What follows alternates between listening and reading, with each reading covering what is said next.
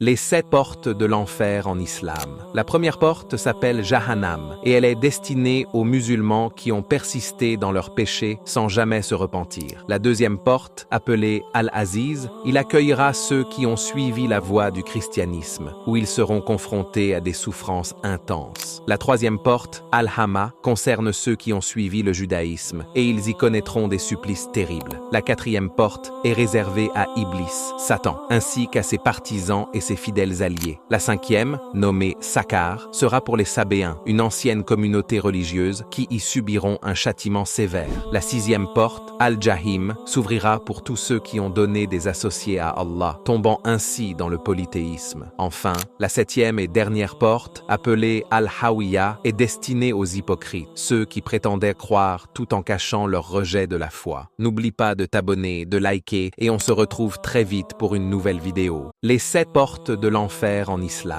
La première porte s'appelle Jahannam et elle est destinée aux musulmans qui ont persisté dans leurs péchés sans jamais se repentir. La deuxième porte, appelée Al-Aziz, il accueillera ceux qui ont suivi la voie du christianisme, où ils seront confrontés à des souffrances intenses. La troisième porte, Al-Hama, concerne ceux qui ont suivi le judaïsme et ils y connaîtront des supplices terribles. La quatrième porte est réservée à Iblis, Satan, ainsi qu'à ses partisans et ses fidèles alliés. La cinquième, nommée Sakar, sera pour les Sabéens, une ancienne communauté religieuse qui y subiront un châtiment sévère. La sixième porte, Al-Jahim, s'ouvrira pour tous ceux qui ont donné des associés à Allah, tombant ainsi dans le polythéisme. Enfin, la septième et dernière porte, appelée Al-Hawiya, est destinée aux hypocrites, ceux qui prétendaient croire tout en cachant leur rejet de la foi. N'oublie pas de t'abonner, de liker et on se retrouve très vite pour une nouvelle vidéo.